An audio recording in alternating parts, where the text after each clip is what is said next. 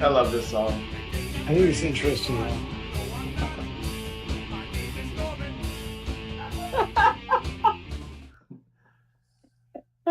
Good evening, everyone. Welcome to Rainy Nights with Friends. I am Rainy, and I'm here with my friends. Uh, got a few people coming in late today.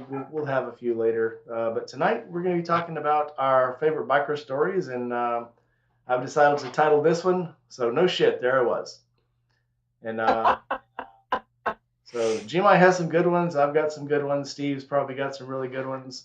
And I know some other people have told me they have good ones that are coming, so we'll get to those a little later. So if you missed it last night, I actually have a sponsor other than Indy Ridge, which is kind of crazy. My new sponsor, if you believe this, is W Energy.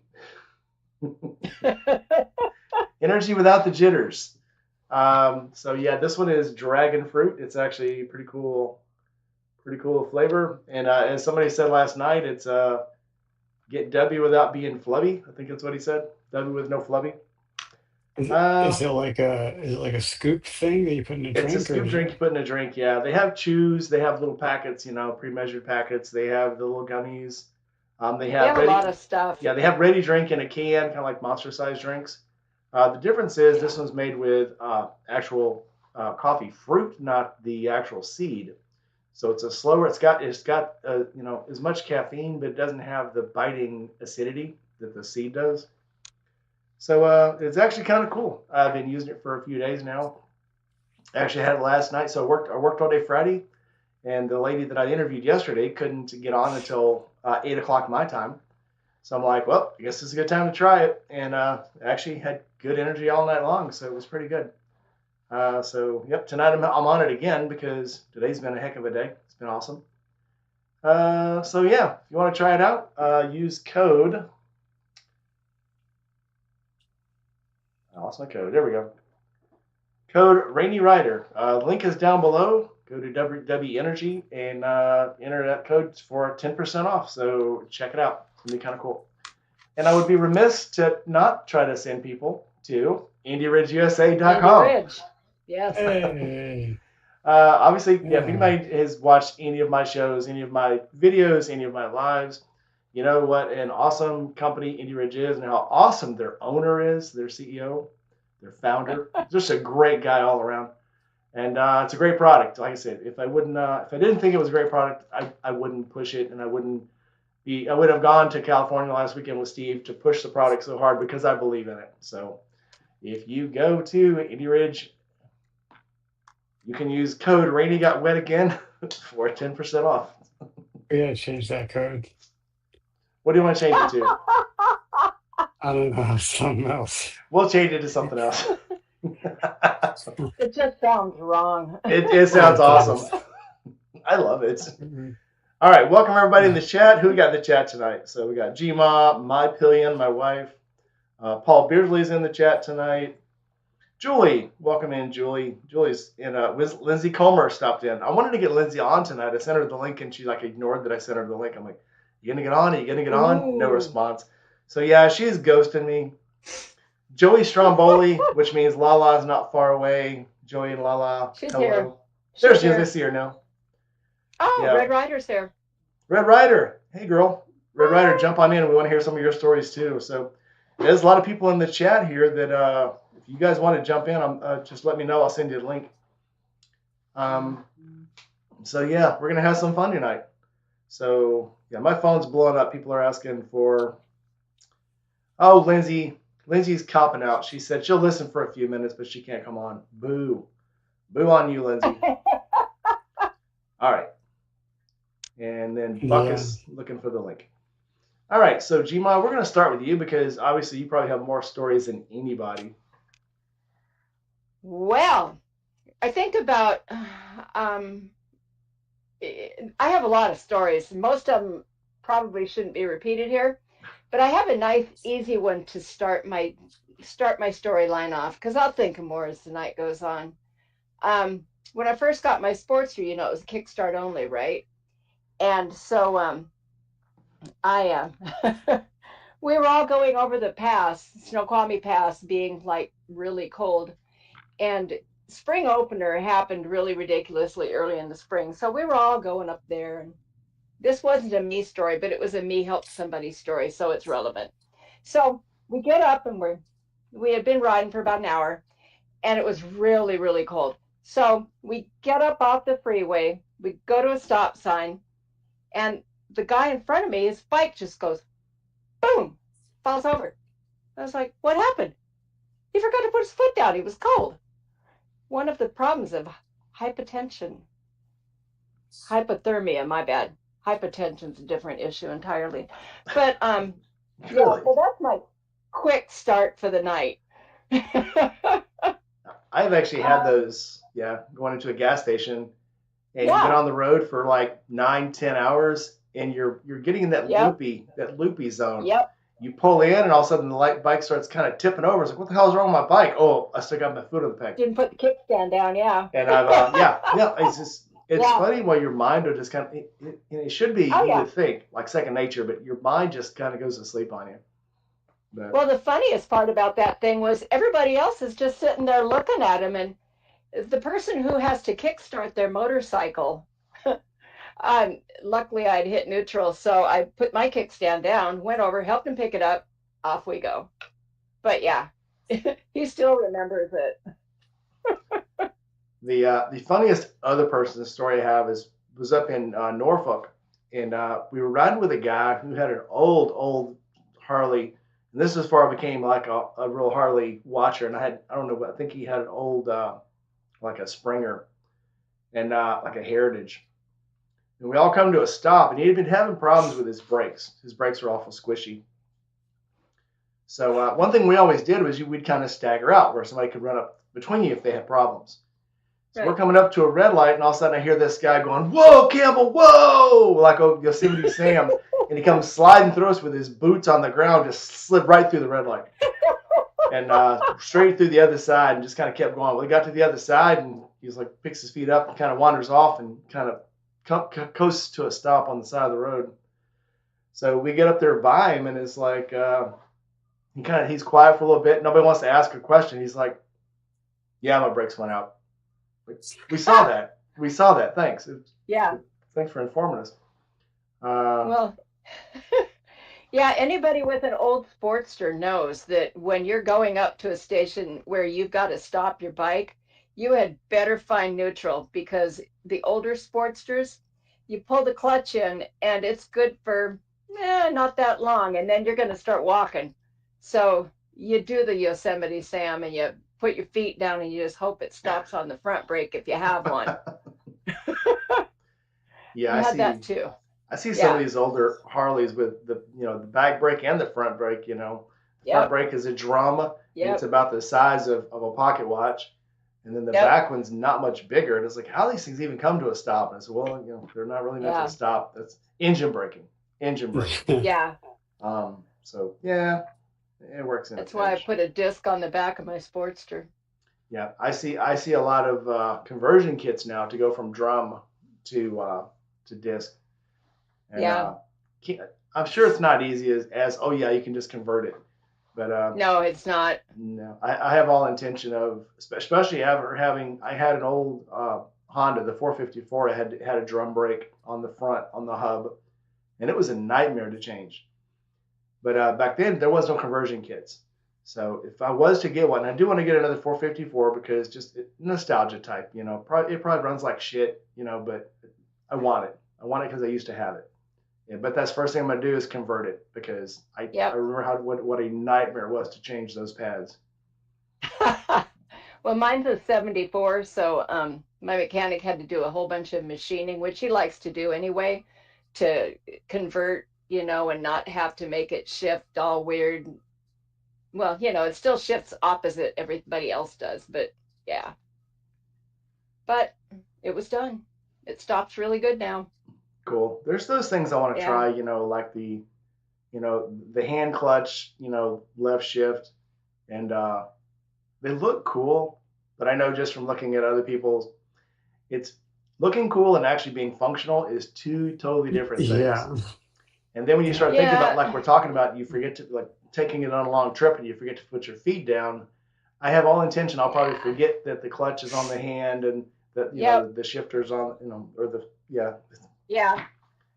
Yep. or the clutch is on the It's foot, really the foot fun clutch ones. when you have one that has a brake on one side and your other bike has a brake on the other side. So when you hop on one and get on the other one, that's a definite reminder there. Yeah. Oh, it's hard enough just going from, BMW has the shift assist, this clutchless shift, Uh-huh. and then getting on the Yeah. Harley, and I go to downshift, and on the BMW, all I gotta do is tap it down, and all of a sudden it's like clunk. Oh, there I go, head check. I've never ridden a clutch assist. Oh, so easy, so good. Those speed shifters, dude, it's magic.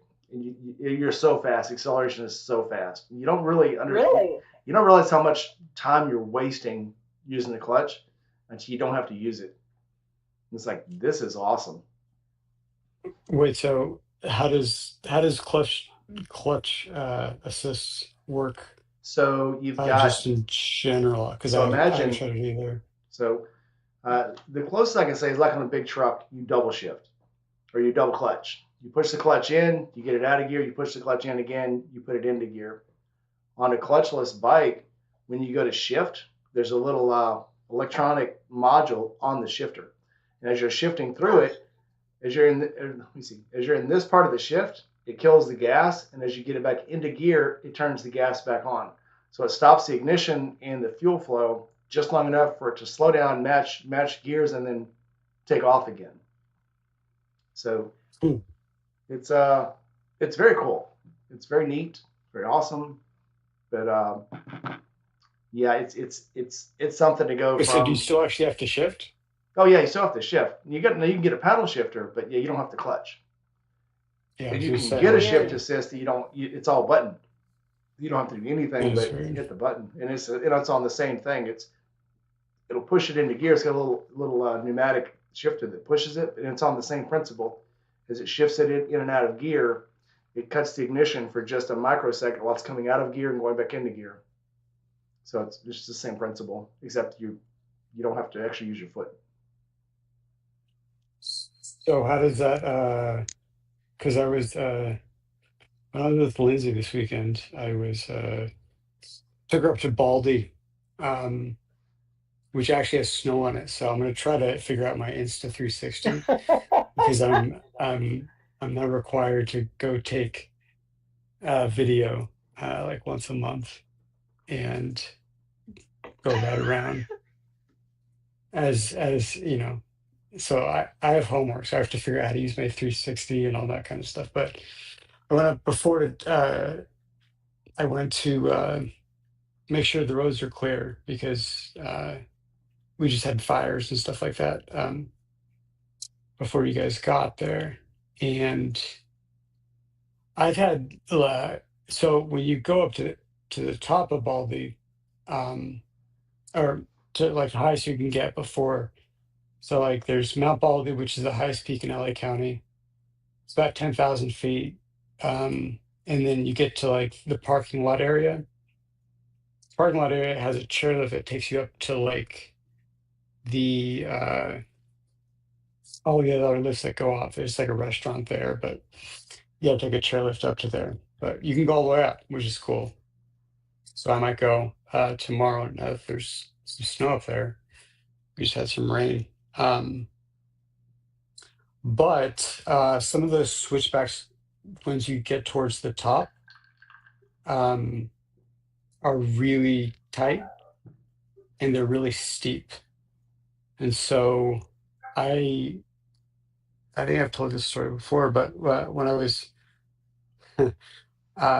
seeing this girl, and she was a really good rider, and she was kind of fearless. So I led on the way up, and then she took us down. But she was on my Sporty, and I was on my Dyna, and I was trying to keep up with her, and so halfway down the mountain, all of a sudden I'm hitting the rear brake, and it's just nothing. I Glass it. was like, oh shit.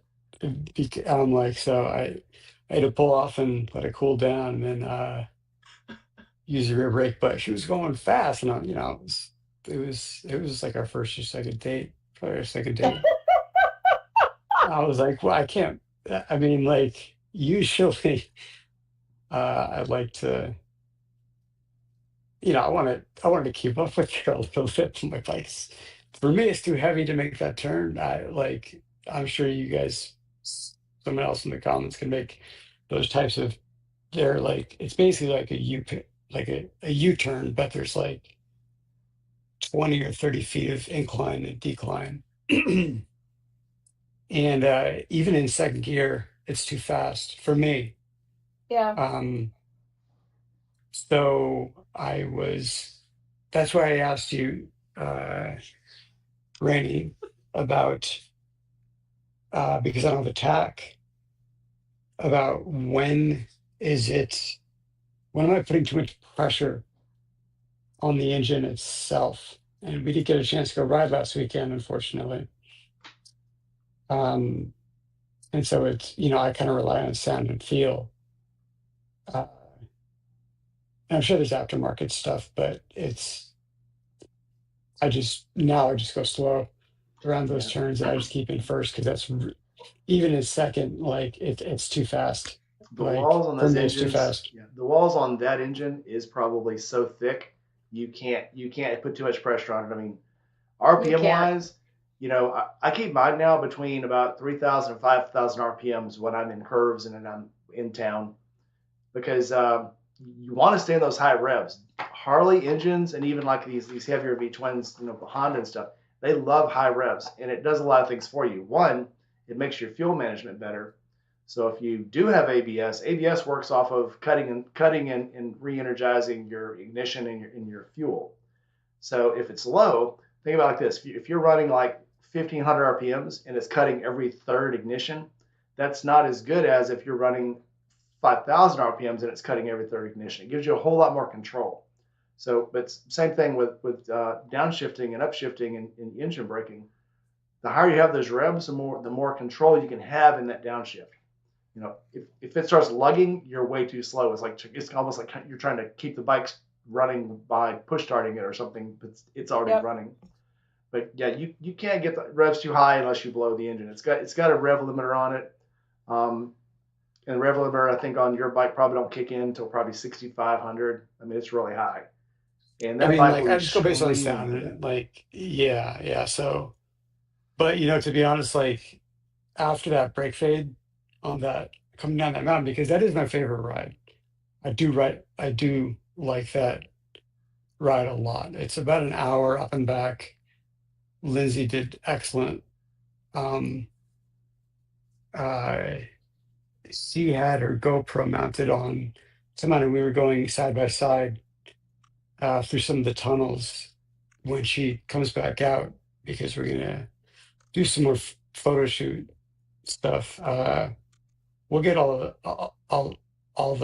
This was like a test run because it is a great ride and it's super fun. It's just uh, it's I don't want to I don't want to blow my brakes because I You're because yeah. You. I But got it back to Clint's and he showed me my brakes and they were just glazed over. It was what did I get? I'm like, all right, well, I gotta keep in gear. I gotta keep up with this really pretty girl, and she's whipping my ass. Um, and she's just fearless. So, yeah, that one was a scary one. All of a sudden, you go to tap the rear brakes and there's nothing there, and then you hit the rear brake, there's nothing there, yeah. and Unless you start dragging the rear tire, you're not over revving.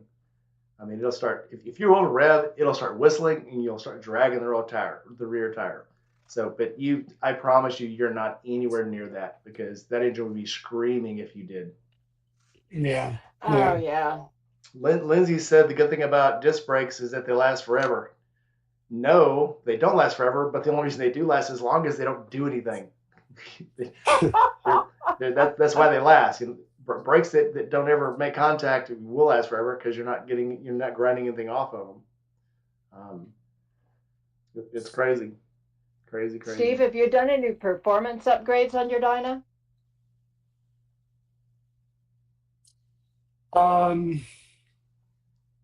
I could, fuck, Clint has, and I couldn't tell you off the top of my head what they were because I got them Uh-huh. done right. The pipes were already secondary, aftermarket, so it was pretty Uh-huh. aftermarket after when I bought it. Yeah. Uh, I mean, I had to do a lot of like maintenance work, and that took up a chunk of money. So Yeah. like he wrote it in, and he had just come from the Harley dealership, and they're like, yeah, they just did a tune up, and then Clint, who's he's been doing this, he's been working on choppers for 25 years. He Uh-huh. just takes one look, and he's like, where are your motor mounts, man? They're Mm-hmm. they don't exist. They're gone. And he's like, well, but I just got it back from the Harley dealership. And he's like, no, they're gone. Like they're worn out. And I don't know how they just didn't check that. And you got a leak here. You got the whole Yeah. underside is leaking. I think it was a stator plug issue or Uh-huh. so there was some internal leaking that I wanted to nail down. And then Uh-huh. just uh air filter, um adds some extra power, but I'm not a huge guy, and that's a I can That's an advantage. Yeah. yeah, yeah. So I didn't need a whole lot of upgrades past that. Yeah. I just needed motor mounts. That was kind Nice. of a big one. But but yeah, I Yeah. like that one. I Yeah. I I went to just look got at my a brakes done. I went to look at a bike one time, and something looked weird about it. Something in the front just looked weird, and I was like, there looks like there's something missing." He goes, "Yeah, yeah, I took the horn off. It looked really gaudy, and I didn't like it, so I took it off." And I'm like, "All right." And I'm looking, and I'm like, "Where was your horn mounted?" He goes, "Well, it was on the horn mount, and I took it off because it looked really gaudy." And I looked again. That's when I realized he was missing the front motor mount, the front strut. He's like, that's the horn mount. I took it off, and I went, "That's supposed to be there. What holds the Uh, front of your engine in." And I was like, "Now it makes sense." And now I don't want this bike because that means the back one's probably cracked. yeah, and you don't know what he's doing that entire time. Yeah, somebody that doesn't, somebody that thinks the motor mount is your horn mount, your horn bracket. I don't want his bike at all. No, at all. I don't know how you mix the two up. Some people just, some people get into this customization thing and they're like, "Oh, well, I can customize and I can take this off," and that's useless. And I'm saving weight because I'm taking off this, 6 ounce part. Some people's mentality just gets really weird when it comes to motorcycles. I can fix Well, it's anything. also I'm an expert. yeah, I don't get into that kind of world because it's like when I need my oil changed or work done on my car, I go one past Clint, and then I have Guy work on my truck. And so yeah, it's an odd mentality, but I'd rather Clint work on it than me work on it, to be honest. Yep. Um, especially, if he has to diagnose an issue or Yeah. something like that. Same thing I would do with my truck, my huge, spacious truck that lots of people can fit in, You can fit at least 9 pairs of shoes in that. and a 600-pound tent, and then me and Lindsay and Rainey uh, It was very at cozy. Wait, did you guys 4 camp a.m. at this event, or was that just for No, setup That was purposes? that was a Oh. setup, yes. it was set up, Ah. and then but then we had to break down at the end of the event, so we left it there Ugh. overnight. Yeah. But we still drove 2 hours each way every both days. Oh. And we had to be there early because they were introducing the vendor partners, like Alpine Stars was Uh-huh. there, We were there, and so when and Quinn, who's there's Lee Parks who does his thing, and then there's Quinn who's kind of like second in command for total control. Introduces the partners, and so I had to be there for the introductions, but then they go off and do classes for like 4 hours, and then we don't see anybody because they're doing classes, and then uh, at around noon they break for lunch, and then we get swamped for an hour and a half, and then they break again, and it was an interesting experience. I wish we didn't have to wake up at 4 a.m., but because I think everybody was smoked, but It Yeah. it was was good fun fun. though. Yeah, it's a lot of fun. We got to meet some cool people. I loved meeting Alex. Alex was so cool. Um, Lindsay and him, with their cameras. But he was a lot of fun. I'm actually gonna get one of those when I'm on my next helmet. One of Alex's little break frees. Break free, yeah. That Yeah, I was want to get such a one cool too. little thing. Well, it could. I mean, he got the 60% off for Indie Ridge stuff, so I'm happy to get you guys some. Or like, Good. I You don't know did? how much. What's up? Oh, Alex got some. Yeah, yeah. He used the instructor's discount code, Oh, good deal. and so yeah, he got him and his buddy some Oh, boots and that's right. gloves. Yeah, I remember the using his code, and he had already bought it, and we had it. Yeah, I remember that now. It was a very Yeah, yeah. sleepy day. So It's all coming back to me slowly. I'm trying to yeah, think. yeah. No, but if you guys want 60% off, uh, break free, let me know. Okay, And it'll be in my next. Actually, I might go ahead and buy another helmet now and just leave that one there for the next time I go up there for Born Freeze thing. well, they have mounts. And you can all you need to do is put the mounts on, and the thing comes off and goes on the next one, and on the next one. Well, the one I That's the left at your beauty. house, which is funny if nobody else knows this, we literally got to the event, and that's when I started thinking, oh man, I wonder if that would fit on my helmet because I'm looking at the brake free, and that's when it dawned on me, my helmet's still at Steve's house. Yeah, oops, I'm like, oopsie whoops. daisy. Uh-oh. I'm like, well, I'm not going back to get it because it's a 2 hour trip back. So I'm like, well, I guess that helmet's staying here. Um, Yeah, yeah, yeah. put it in my office. Put it in my office. I'll get it eventually. Hopefully, it got back to you. Oh, did you send it? I told Steph to send it. It's fine. If it's still there, that's fine. If it's still there, no problem. No, no, no, it's not here. It's not in my house. Okay. It went to the office, and I said, "Look, we need to get this back to Rainy." I also need to get Lindsay back a GoPro mounts, and I need to stay with Lindsay on like a Zoom call, and we need to she needs to walk me through how to use an Insta360 and all this other kind of stuff. You guys are a lot more tech savvy with like the cameras and all that kind of stuff. Well, I was trying to. Um, Not me. Not Lindsay me. hoards knowledge. I'll warn you now. I asked her how to put a link into the Instagram post, and she basically just said, "No, you're not good enough." No, she said you need a special account to be able to put links in it, and I don't have that. I was gonna get a business account for Instagram, but it's like you got to verify, and so many. I'm just tired of all this verification, trying to verify through these different. I think I had verification of Instagram one time, and it messed up my Facebook verification for my business account on Facebook. So I never logged back into it. So that's probably why I can't do it anymore. I lost the ability. But Steve, okay. Lala wants to know what's your main ride. What's my main ride is like my go-to ride? Yep. Oh, it's the Dyna for sure. Um, I love my Dinah.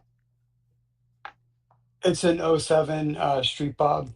It is the first boots that Indy Ridge it is the first bike that Indy Ridge boots were ever photographed on in 2019. And when my friend went to sell it, because he was moving up to Lake Tahoe, and he's like, I don't really use it anymore. I was like, well, I'll buy it. Um, it's a great bike. It's got a nice low center of gravity. Uh, I customized the seat using the leather that we use for the boots. Do a nice diamond stitch. Um, it's got probably 12 inch. Um, it's actually a little higher than the 21 Sportster because I don't know. So it's a lot for me. It's a heavy. I mean, it's a heavier bike, but it's a lot easier to for me. It's a lot easier to handle. Maybe because I spend more time on it than the Sportster, but um, for me the 21 Sportster is it's not jumpy, um, but it's got a lot of torque on the lower end, and for some reason I just feel more comfortable.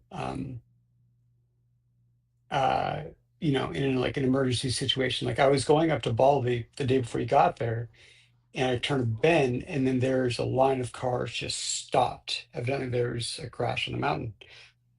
Um, and so I feel a lot more comfortable, knowing my exit routes and emergency braking. That's what I practice on the most. Um, I'm also a West Coast guy, and we don't go on 12,000-mile rides like you do. Like if we like spend Like 3 or 4 G-Mon does. hours, yeah, exactly. Like it's a different kind of riding scene. And if I'm not going touring, I'm not going to buy a touring bike just for the sake of having a touring bike. I told Matt Laidlaw that I would buy one before the end of the year, but I, The Road Glide. I get it. Yeah, yeah, but I want to see what used ones they have because the 2024s they've had a lot of issues with software, um, and so kind of want to get an earlier version, but Yeah, I just to wouldn't kind buy a of, new one. I mean, like it's fun. Like they were fun. I test rode it, Yeah, but they're harder to work on, and it's not as simple as like, okay, well, you can just drop it off and he knows exactly what to do. It's just more complicated, more expensive, and you know, we'll see. But I'm I'm kind of in the camp of like ride have the bikes and buy the bikes that you're actually going to use and ride yep, on a regular basis because there's no sense in letting bikes sit, yep, or having a bike just to kind of round out the collection or to say you have this bike or that bike if you don't use it. Like I don't go cross country. I don't think I've taken a vacation in like 2 years. So it's just not something that I do. So the FXD is what I like to zip around the mountains. I don't know if my bike loves it, but I like it. Well, I'm sure the bike oh, I loves can it. guarantee your bike I loves bet it. the bike loves it. Yeah. I've done Really? those mountains on Because my Dyna. Yeah, I loved it. It was great. I mean it's super fun. I mean, don't get me wrong, it's super fun.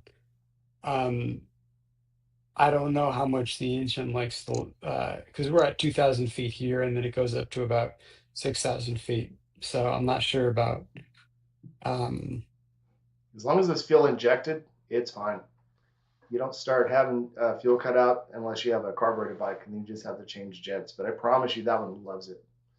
all Most of right. those, yeah, most of those fuel injection, it has a learning system on it, so it learns Eh, from these. not necessarily. Unless you don't have your O2 sensors on there, it'll adjust the fuel in the ignition uh, to compensate for the altitude. Well, that is true if it's still stock. However,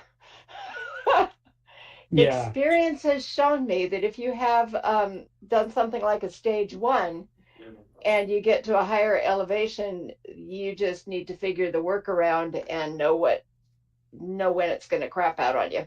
Not crap out, but you get to that miss and you just get Look at used to him. it. See, we're not in there yet. Yeah. Oh, there it is. No, you're here. I see. Yeah. Oh, I am? Hi, guys. Yeah. There's all my brothers from another mother. Okay, tell him a cool bike story. I didn't recognize Eric. He doesn't look drunk.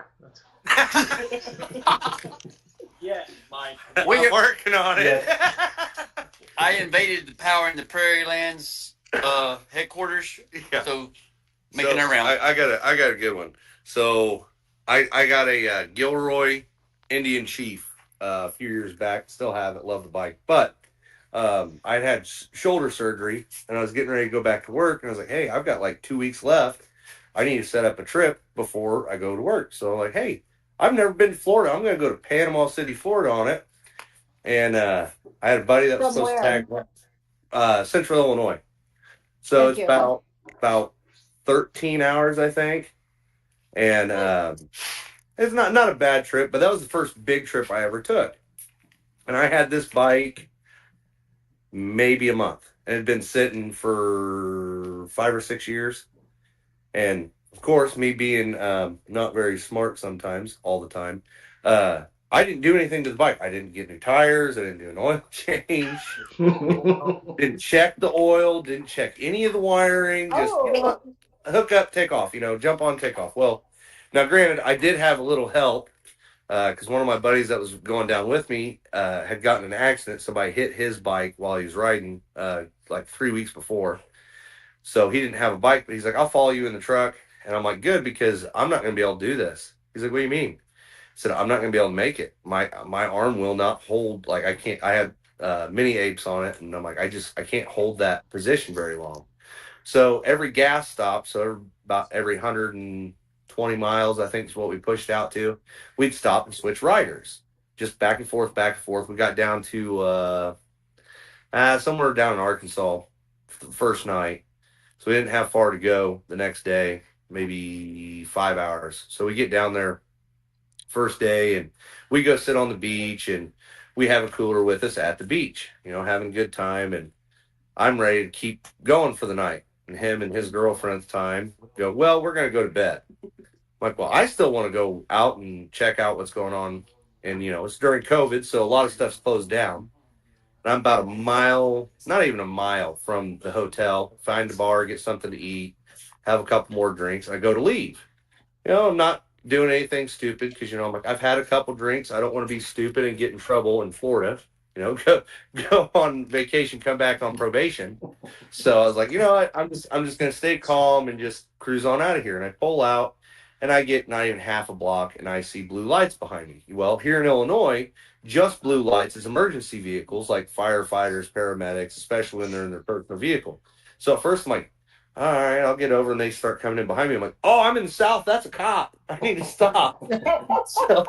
so I pull over and the guy walks up to me. He goes, you know why I pulled you over? I'm like, yeah, I don't have a license plate. I just bought this bike. And, during COVID in Illinois, especially, I couldn't get a license plate for it. I said, but I have, I just bought it, whatever. And he's like, okay, that's fine. He goes, but that's not why I pulled you over. I said, okay. He goes, your headlight's out. I was like, my headlight's out? He goes, yeah. So I do high beam, low beam, and it's out. But I put on the high or the low beam and the running lights come on. I'm like, does that work? He's like, he goes, technically it's illegal because they're colored, but I'd let you go on that. He goes, but that's not the main issue. He goes, your tail light's out as well. So I just jump up and down on the bike and the rear light turns back on. I'm like, okay, so I've got a short in the wire. I was like, does that work? He's like, yeah, that'll work too. He goes, but again, your major problem is you don't have a license plate. And in Florida, without a license plate, you need to have your documentation with you. And I don't have any saddlebags on it because this is a full mural bike all the way across it. And I didn't want to have saddlebags on it while I'm in Panama, Florida, So I'm like, and I didn't think to grab the paperwork out of it before I left Illinois to go to Florida, though. So I don't have any paperwork on me either. And he goes, now here's the real issue is in the state of Florida, since you don't have a license plate, you don't have the paperwork for it, this is considered a stolen vehicle. And I'm like, I have the guy's number. You can call him on your phone. You just grab a handful and you just gun it. No. I'm not that stupid. Bike's not that fast, and I didn't have far to go either. So now I step off the bike to talk to him, and I slip in the gravel. I'm like, oh no, he's gonna think I'm drunk and I've been drinking. You know, like I have every strike here to be arrested, and I called someone back home. Was like, hey, get in my safe, get this paperwork, and text it to me right now. It's like 2:00 in the morning. So, and surprisingly, they woke up, went and did it, and I show him pictures of, hey, here it is, you know. And he's like, look, I ride a bike, you know, and I understand, you know, things happen, this, that, and the other, especially forgetting it when you're excited for a trip. He goes, so this is what I'm going to do for you. He goes, I'm going to follow you back to the hotel. I'm going to let you slide on this. He goes, but do not ride this thing again until it is mailed here or faxed to you so you have proof, because otherwise this is a stolen vehicle. And they have to impound the bike. They have to arrest you. It's a $1,200 bond just to get out, and then you have to come back in 2 weeks to prove that it wasn't stolen. And you don't get the bike back until you prove that. And I was like, oh no. I was like, okay, whatever. So he does, you know. He's like, where are you at? I'm like, right there. You can see it's right there. He's like, all right. So he follows me, and I get the paperwork, and come to find out the rear light was just got chipped by a rock. So I did my redneck engineering and had it fixed enough to get home. But very close, you know, every strike I could have to get, you know, taken out on that one, they let me go on it. So I was pretty lucky. And then month and a half later, I took a trip to Branson and got pulled over for no license plate again. But that one I didn't have as many strikes, and I had all the proof on me, so that one was fine. But that cop was like, well, you know, I bought 5 or 6 vehicles since COVID started, and I haven't had an issue getting them done. I'm like, I live in Illinois. He goes, oh yeah, never mind, you're fine. Don't worry about it. You're good to go. That's one of my stories, just because I got very lucky in Florida, which doesn't normally happen. So Yeah, I lucky just doesn't normally happen. my daughter has had a car now for That's almost us. a year trying to get it registered in Missouri, and it is a freaking nightmare to get a car registered in Missouri. Really? You have to make an appointment with a registrar to get it registered. Wow. And it's ridiculous. You can't just like here. You can walk into the DMV and walk out, you know, 10 minutes later with new registration and a plate. In Missouri, it's a nightmare. Here too. That's how Illinois is too. But during the whole COVID thing, it was just they'd be closed, you know, because of COVID. They'd open. They say they're going to be open. They'd be open for like 2 days, and then they'd go, oh no, we're going to close again because of social distancing, whatever. So like anytime they did open, it, you know, you had like a day or two to get in there, and it just didn't work out very well. In Illinois though, normally you buy it, it's done there, or if you buy it cash, you just take it to the DMV and you walk out with your registration and everything. Most times with a plate too, unless you do customized ones where they're just out of that specific type. So I suggest moving to Georgia because all I do is go up there when the family's working, and it don't take 2 seconds. yeah, not everybody's as lucky as Buck. Yeah, I'm still trying to. I want just a biker girl to come on because I want to know about the title laws for bikes under 7,500 miles. Yeah, I want her to come in where she'll tell the story about how she got gas in a lizard lot story again. So No. She says that she has technical issues, so I told her, is she on your Discord, Rainey? she is on my Discord. I've sent it to her on Instagram. I've sent it to her in the chat. You just have to open your Chrome. I also told her to download Riverside. You don't have to download it. You can just open it. In Oh, Chrome. okay. She can open it on her Oh, phone. okay. Oh, okay. So let's see. Yeah, Biker Girl, I sent you the link again on in Instagram. Just take a look and go on in. Yeah. Anyway. As y'all talking, I'm just giving y'all a tour around their Hi, Buck. headquarters here. Hi, guys. What's up, Buck? How you doing, man? Good to see you, Mr. Steve. Long time. Yeah, you too, brother. You too. So where you at, Buck? I'm in Central Illinois, undisclosed location. The mad scientist headquarters of Power in the Prairie Lands. With what does that say? Dust bag? Nice bike.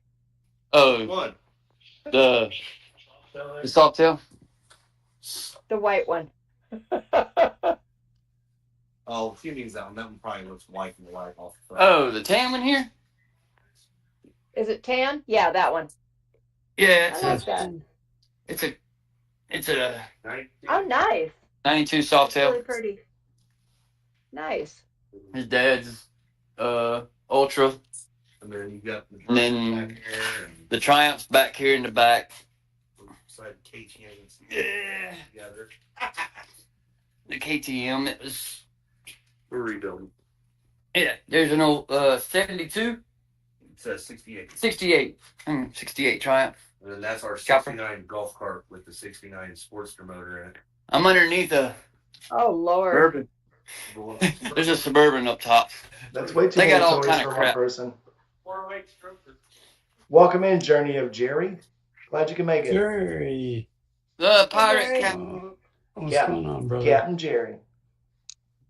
But this is what happens when you make actual contact with friends when you meet them on YouTube. Like spending Independence Day weekend with our host. I had fun. That was an awesome weekend. That was an awesome weekend. I can't remember what we did, but it was fun. We grilled. We grilled out. We grilled some food, yeah.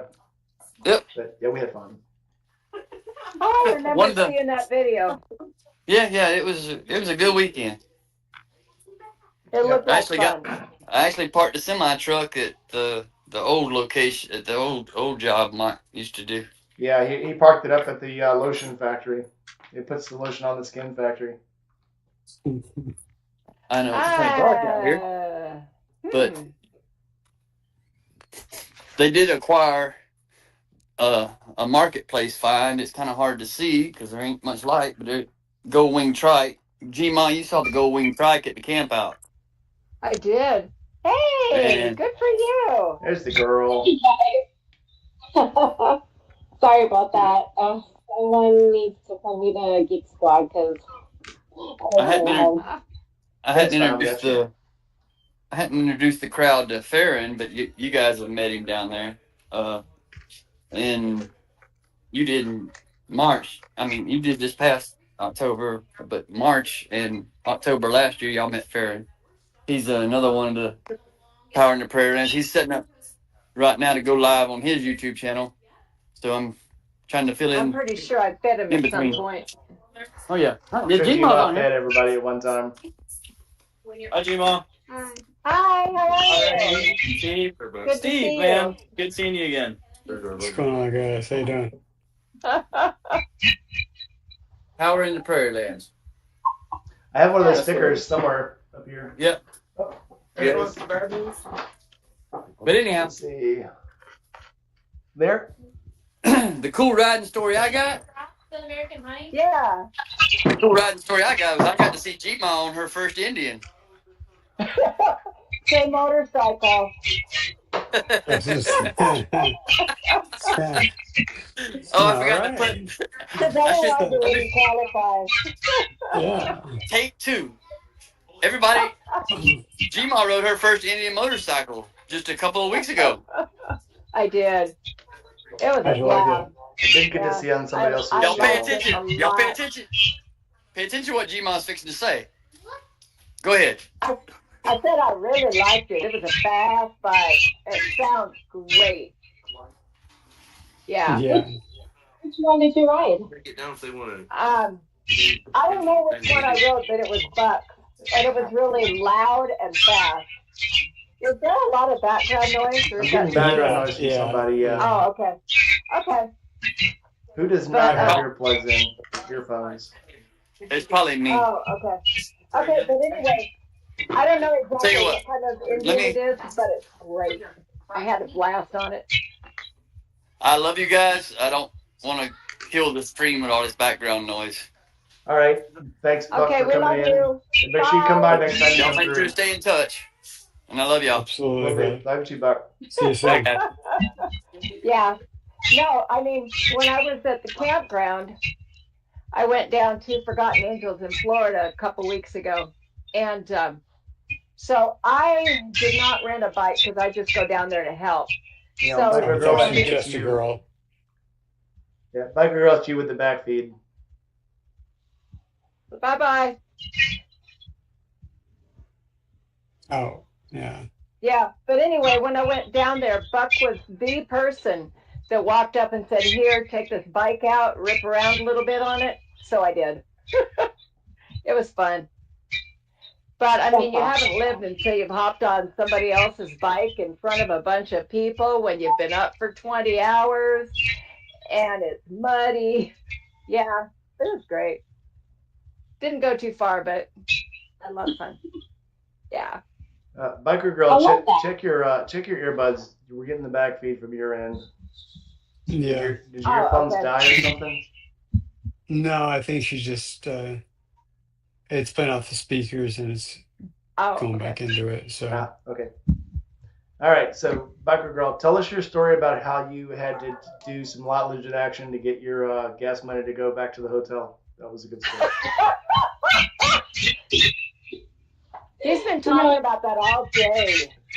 I don't know why that's always my go-to, but I felt very vulnerable in the moment. Like, what the hell am I gonna do? How am I gonna get out of this, situation? But I will say that when I was at Oktoberfest with Crazy Biker Bitch, she's a flight attendant. She's used to making these last minute arrangements and staying at sketchy places. And I'm not. Like, I'll camp, but I need to know where I'm going to stay. And we're headed back to Daytona from the Keys, and her Airbnb canceled at the last minute. We were supposed to be there for 2 days. I'm like, how are we going to get a hotel during Oktoberfest? It's going to be impossible. There's everybody here. We've got nowhere to stay. What are we going to do? Oh my God, we're going to have to find a place to stay. It's always the thing that I'm always like, find me some cardboard and Sharpie and, please help me out so I don't have to do horrible things that I'm embarrassed to tell my mom about, And I do. I tell my mom, like, oh my God, I thought I was going to have to do something really bad. And she's like, well, you'll find your way through. It's like, no, Mom. You can never disappoint Mom. Well, the nice thing about this community is you're never out in the cold. No, I actually. Exactly. I was watching Indigo Moto's channel today, and she got a flat on the side of the road, and there was no one around. And some guy stopped her to help her with her tire, and then she overheated because she was up on the Dalton Highway, and she was on a Pan America, and the radiator got full of mud, and she had like a glass of water. She had like some bottled water, and was trying to clean the mud out, and some guy came along that was working for a construction crew and had a pressure sprayer and cleaned out her radiator for her. It just seems like, oh wow, yeah, it just seems like when people are at their most, like you say, vulnerable, or you're at the end of your ropes and this is it, I'm done, my trip's over, my good times are over. Somebody's always going to come along and help you out. Yep. Especially if you're a girl. If you're a guy, they just laugh at you and say, "Tough breaks, kid, bye." But no, I've had people help me out on trips too before, just like. And I've helped people out before. I had this guy one time, as I was coming back from helping Goon pack his stuff. This dude is like looking very forlorn and lonely in a gas station with two kids in the back of his truck. And he's like, I'm trying to get back to St. Louis. I'm out of money. And I know it sounds like a crazy story, but I need gas money to get back to St. Louis. And I'm like, you're in luck. I'm feeling very Christian-y today. And I filled up his truck. And, so yeah, I'll help people out. Just if it's that weird story, hey, I need money, but I don't want you to put it in the truck for me. I just want you to give me the money. Or it's one of these things. Yeah, I'm really hungry, but I don't want you to buy me the food. I just want you to give me $20. Then I'm like, no, I don't think so. But this dude, something about the look on his face was like, my whole world is screwed. I don't know what I'm gonna do, and I have no options. And I was like, I gotta help this guy. And if it turns out to be a scam, he's gonna have to work really hard to get this $30 of gas out of his truck and do something with it. So, but yeah, he was. You could tell the guy was just into his ropes and take kids in the car. Yeah.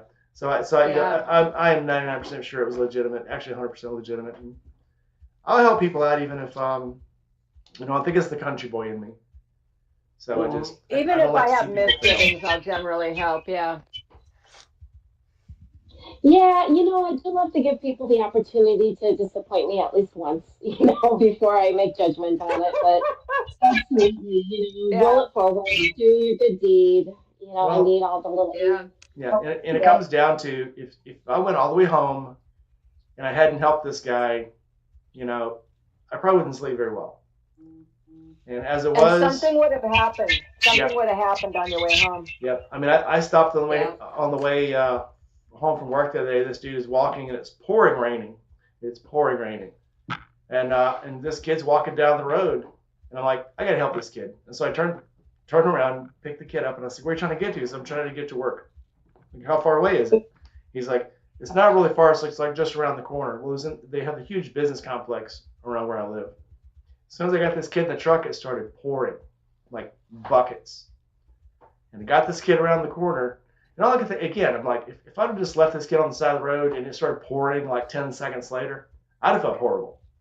Like, I should have helped this kid. But as it was, I was like, I'm glad this kid didn't have to walk in the rain for 5 minutes. I mean, driving, it was like 5 minutes. Walking, this kid probably would have took another 25 minutes to walk. So, made his life easier. He got to work earlier. And jeez, you're soaked for the rest of the day. Yeah, it's miserable. And he's going to go into a refrigerated warehouse with AC and probably catch cold, pneumonia, COVID, ptomaine poisoning, food poisoning, anything could happen. So I helped. I'm happy. I'll sleep better at night. So, and that's what it's all about. You are a helper, for sure. I do try to help when I can. I think if you have the power, if you have, the ability, help somebody. And like, like she was saying, if it comes back, and you were fooled, okay, you weren't, it's not like it's going to bite you. You're really not out anything. You're out a few minutes of your personal time. So, it's what it is. Anyway, let's get back to nasty stories about people giving BJs in parking lots. Go ahead. You're up. Oh, I didn't know it was those kind of stories. No, just kidding. I know you didn't really have to, but it would have been funny. That's for my book. So, your friend. Did you pass on to your friend my link? Because I do want to get her in and get her in for an interview. Yes, so I sent your link on to two of my friends, and one's out of town, and I think the other one's just coming back from Tennessee. They had a show out there over the weekend, and I said, to reach out, and that I vouched for you. So okay, one of them was for Crazy Biker Bitch, and the other one was for an event. It wasn't for a person. Iron Goddess. Yeah. Oh, that's actually her. That's not just. Oh, I thought that was a show. Okay. Well, it is, but it's the person, the entrepreneur who puts it on, Bunny Greer. She's a pretty amazing person. Okay. Just all around good. Then I will reach out to her. Yeah, absolutely. And I'll look for her book. It seems very cool. Yeah, Crazy is, she's something else. She's up for an adventure, and she rides that coaster cross country, so props to her. So I wanted to ask you, and I didn't get to last night, tell us about your hatred for deer and road glides. Yeah, so here's the deal. I do not hate road glides. I don't even hate deer. They are delicious. But the truth is... But when you mix the two, it makes for a horrible stew.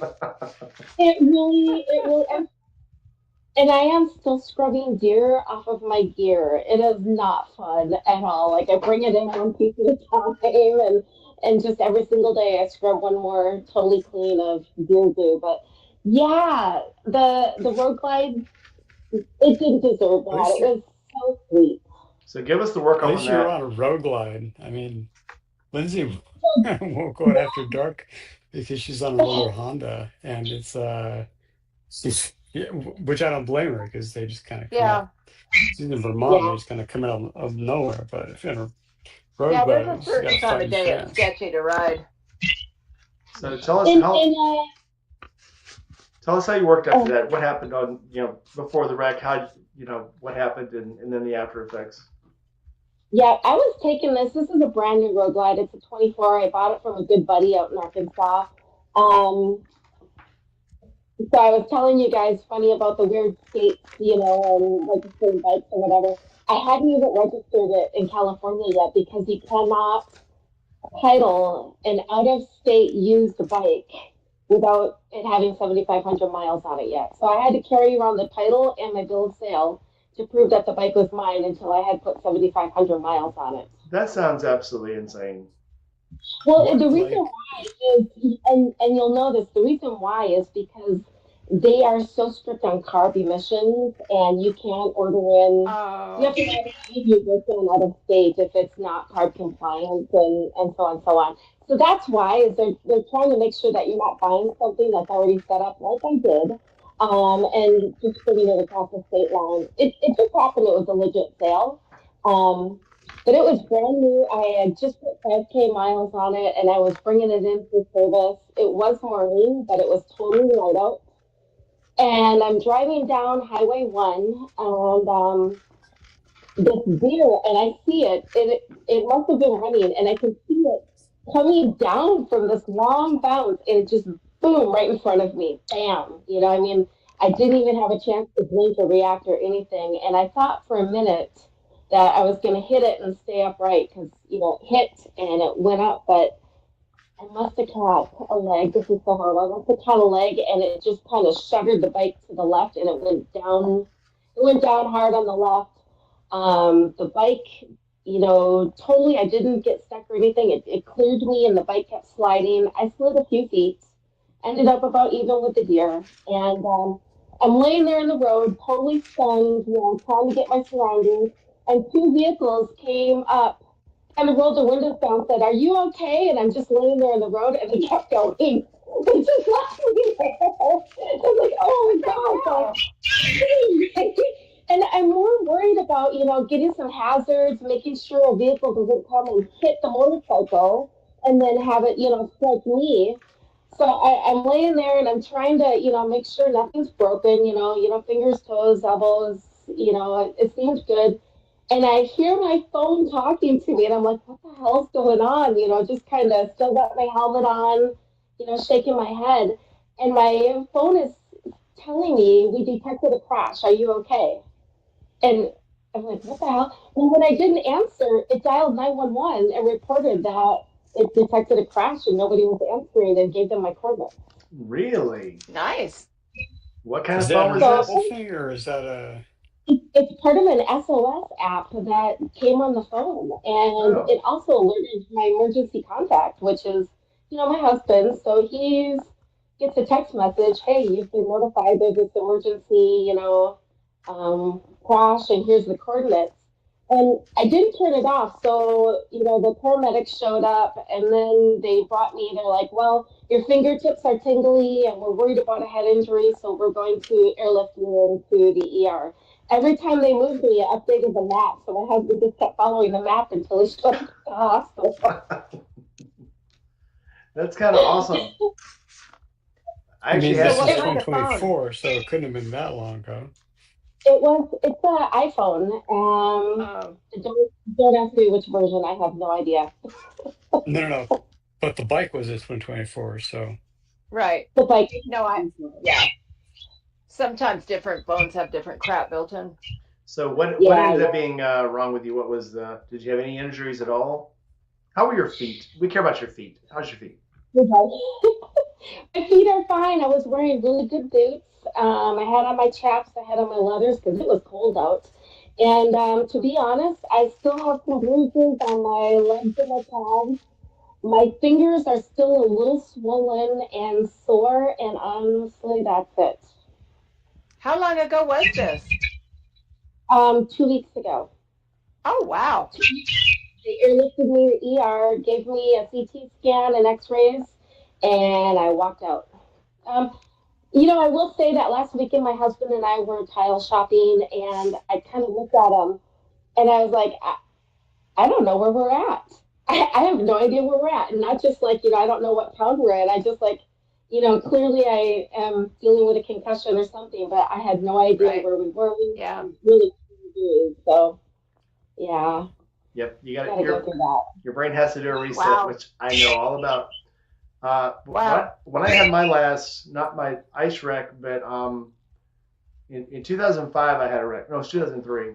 and that's when I had my big wreck. But dislocated my shoulder, broke my ribs, and when I came to, I was laying in the street, and it was raining, which was the only reason I was wearing my helmet. And when I looked up, I had a tinted visor on, and all these people are standing around me. The first thing I thought was, why are these people standing around me? And then I thought, oh my God, I'm wet. I peed myself. All these people are going to see that I peed myself. And then I realized it's raining, and I go, oh, good, it's raining. Nobody will know that I peed myself. And I was like, no, wait a minute. I'm wet. That's why I didn't pee myself. Okay, cool. And this is your brain working. And all these people are standing around me, and they're like, is he dead? I don't know. We'll check his pulse. No, he's probably dead. I'm not going to touch him. You check his pulse. I'm not checking his pulse. He's probably dead. I'm not touching him. And so somebody finally was like, well, we need to get his helmet off. And as soon as they went to reach for my helmet, then a cop came up. I was like, don't touch him. And so the cop comes over, and he flips my visor up, and he goes, can you see me? And I said, yeah. And he says, okay, ambulance is on the way. And I roll over, and I'm like, oh my God, my bike's laying down. Stand my bike up. He goes, no, your bike's fine. I said, no, there's going to be gas everywhere, and then we're all going to burn up, and we're going to die. And he's like, okay, fine, I'll get your bike up. He stands the bike up, puts the kickstand down, and the kickstand's like that far off the pavement. And I'm like, well, that ain't going to work. So he pushes it over and stands it against a street light. And they gave me the back of the ambulance, and I'm like, they're like, do we need to call anybody? And I said, yeah, I have to call my wife. And they're like, okay. So they give me the phone, and I call her, and she answers, and she's like, hello? And I'm like, hey. And she goes, hey, the phone says Med 1. Where are you at? I said, I'm in the back of an ambulance. And she's like, what? I said, yeah, I'm in the back of an ambulance. I just had a motorcycle wreck. She goes, I'll be right there. And then she's like, where are you? I'm like, I'm at Kroger. But the paramedic goes, we're on the way to St. Bernard. I said, okay. And I'm like, I said, they said I'm on the way to St. Bernard. She goes, hang on, I'm almost there. I'm like, how are you almost already here? And the ambulance starts moving. I look out the back window, and my wife is right behind me, following the ambulance. But that was a fun time. Yeah, concussions are fun. They're a lot of fun. That's a quick response team. Yeah, she was. It was probably where she was probably a mile and a half. Force. QRF, right? Yeah, quick response force, quick reaction force, QRF. But yeah, it was like a mile and a half away from where I had the accident. But all of a sudden, she was there, and I'm not kidding. It seemed like 30 seconds. She was there behind the ambulance. But yeah, that was a lot of fun. That wreck was probably my most fun because they didn't give me my helmet back, and they gave me Toradol and morphine on the scene, and nice. Oh yeah, that'd be fun. And when I get to that's like the one good point about. Well, I get to the hospital. Taken to the hospital. By the time I get to the hospital, they gave me Toradol, morphine, and Scalaxin, and I'm like, dude, I said, you know what? I'm fine. I'm sorry I wasted you guys' time. Let me just go. And they're like, no, you need to not move. And I'm like, you know what? I feel fine. I'm really sorry, guys. I guess I overreacted. Again, your brain is playing these tricks. And they're like, no, we need to get some X-rays. We're going to take some scans of your head. And I'm like, where's my helmet? Like, oh, it's at the nursing station. I'm like, what? I said, well, I need my helmet because I'm thinking I got to get my motorcycle. I got to ride home, And they're like, no. They're passing it around. They're wondering how you're still alive. And that's before I see it. And I think I told Biker Girl last night, when I impacted, the helmet had actually crushed to half of its density, the foam inside. And there's scratches all over it. And it's busted. And there's diamond plate embedded on one side and asphalt embedded on the other side. And it's just gouged across the top. And they're like, how's this guy still alive? Yeah, they go to take my x-rays, and she stands me up, and she goes, okay, I'm going to need you. This time, I think I'm wearing, they already stripped me. They cut my pants off because they're just bloody. And I had on underwear and the little gown.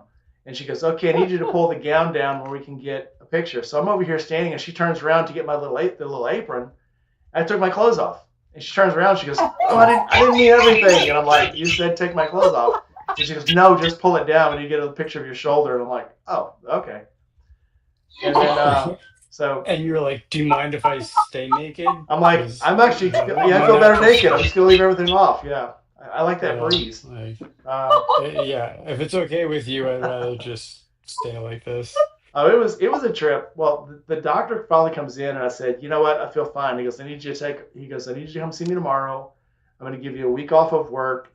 He goes, I want to see everything. You know, look at everything after the swelling goes down because we really can't see very well your soft tissue. And I said, no, I feel fine. I can go back to work tomorrow. He goes, you can't go back to work tomorrow. I said, I feel fine. He goes, come see me tomorrow. Tell me you feel fine, and I'll give you your release. And I said, okay, I'll see you tomorrow. And by this time, it's probably, I had my rec probably lunchtime because I go to see my wife at lunch. They let us go probably 8 o'clock at night. And I get home. I feel fine. I lay down. 2 o'clock in the morning, I wake up and I'm screaming because everything was starting to wear off. Next morning, I go see the doctor. He goes, you don't feel like going back to work, do you? And I said, nope, which was funny because I had to have my stepson drive me. He had just got his license, and he had to drive me to the doctor. And he thought it was just so weird. He said, this is so weird. I have to drive you around because, you know, but it was so cool. But I'm like, yeah, I'm not going back to work.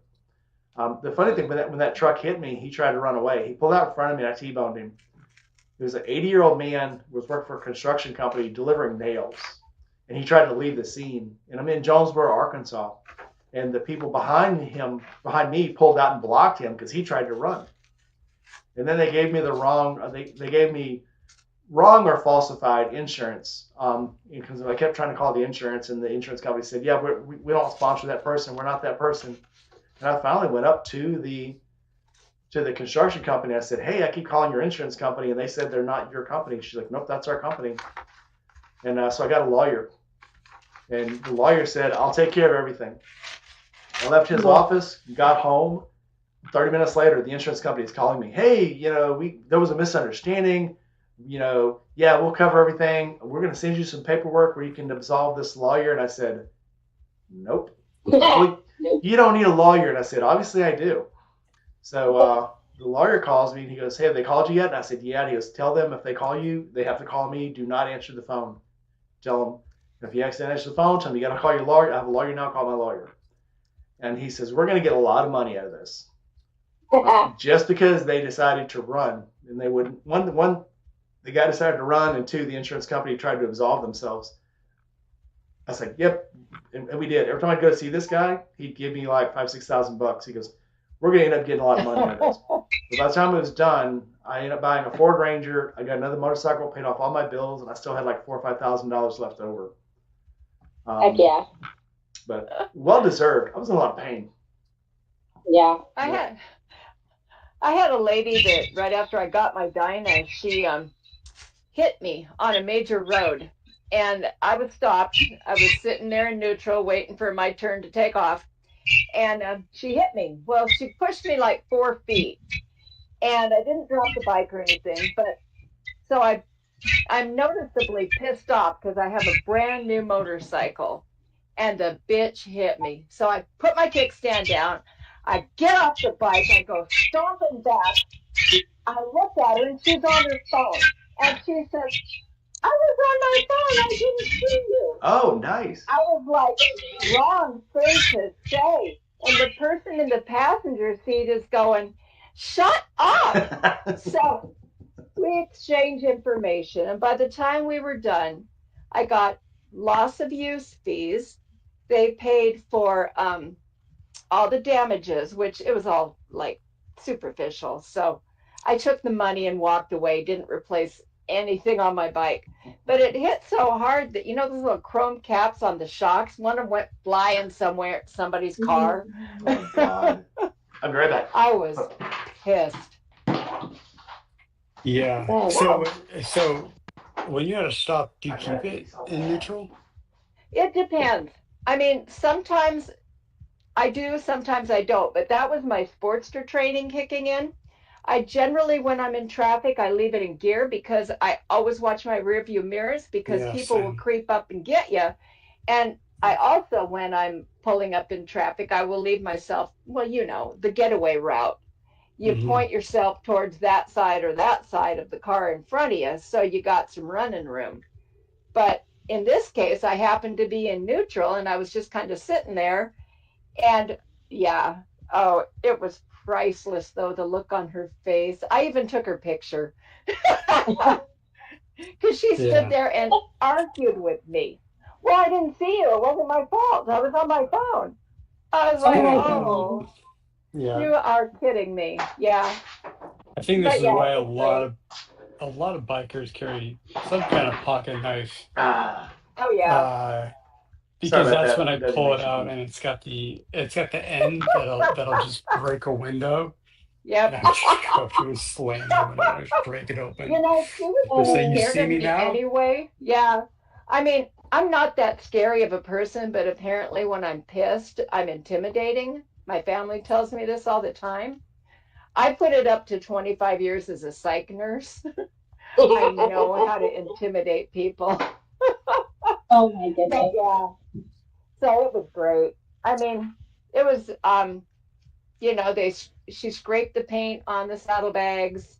The bike didn't fall down, but it got the trim ring on the pipes. So by the time all was said and done, I'm all dinged up anyway from 25 years working at a psych hospital. So no personal damages, but I got a stage one done on my motorcycle, and by the time I was done with the money stuff, there was some nice upgrades that were done on my bike. So yeah, I Heck love yeah. that bike.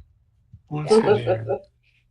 I'm But I was surprised going that. to tell you earlier, though, Steve, regarding brakes and your Dyna. I went over Sonoma Pass last year, or this year still, in May. And you're smart to stop and cool your brakes down when you feel the need to, because I had 22 fractures in my brakes when I finally started smelling them. I looked at the back rotor and it was smoking. So I pulled over and I cooled it down for a while. And that night at the motel, I went out and I looked at it and I was like, so I called my mechanic and I was like, hey, so I just texted him and he's my guy. So immediately he calls me back and he's like, well, what happened? So I tell him and he goes, uh, but this is a weird fluke because I train every year on my bike. I take the classes. I do the engine braking. The front brake is my friend. We've had this talk before. But anyway, yeah, 22 fractures. I counted them. Yeah, I Yeah, saw the picture you had, and I was like, well, yeah. is that a vented rotor? And she's like, no. Nope. Yeah, I Oh thought it was no. too. It used to be a smooth I thought rotor. I thought they were stress relief cuts. You know how sometimes when you have the holes in the rotor, they'll do the stress relief thing, so Yeah. it has expansion room, but it wasn't. So yeah, I now have Well, heavy duty brakes. yeah. I mean, like I didn't Yeah, really have a choice on mine because yeah, it's when you stomp down all the way and it's not yeah. responding. Right. Luckily, I had as you come down Mount Bali, there's a road that you can take up off the side and let it chill. And there's actually a nice view, but I Uh-huh. had to let it cool down. And then coming down, I was like, all right, front brakes and engine brake. Um, and I will take it to Clint in the morning and Yep. you know, lick my wounds. Well, Steve said, or actually, David said that I could make it home on the back rotor that I had without any concern for my safety. But since I was near a shop anyway, I said, let me go ahead and see what somebody actually, you know, if you've got the money to fix something that you know is fucked up, let's just go ahead and do it. There we go. Because Yeah. probably make it home is not near as good as let's do Make it this home. and no Yeah. problem. Yeah. Yeah. Oh my goodness. So all you I guys took are it in and West they were like, Coast. wow, that's fucked up. All you guys Yeah, are my West Coast, and mechanics this is a love little me. bit Yeah. unfair because I'm stuck way Why? over here in the Midwest. Was The All road you guys goes are a few both hours from ways. each other. Yeah. no. I think Like, you're in the middle, biker girl. Yeah. Yeah. Yeah. where are you in the West Coast? I'm near Mendocino. Yeah, Oh, so that's okay. like, yeah, Yeah. I mean that's still like a 6 6 hour drive Uh, from from me. LA, it's Yeah, 8 to 10. I guess from Yeah. Orange County it was 10, but LA, yeah, probably 8. And you just Yeah. never know because Highway 1, if somebody is choosing to drive 35 miles an hour, there is nothing you can do about it. Yeah, that's true. Yeah. Yeah. I tell you though, I did love lane splitting down there. Oh, that was so much fun. Mm. It Oh, is. It is an yeah. art, isn't it? Yeah. Yeah. It's It's a good nice. moving from Wisconsin there. The first time I saw it, I was like, no, thank you. I value breathing. That is never going to happen. And then I took a class. I joined a group and took a class, and they actually like kind of taught us how to do it. And now I I will never be that person who's zipping through at 120. But No. it's handy. I like it. Oh yeah. I mean, I'm a big believer in no, I'm not going to go that fast. Thank you very much.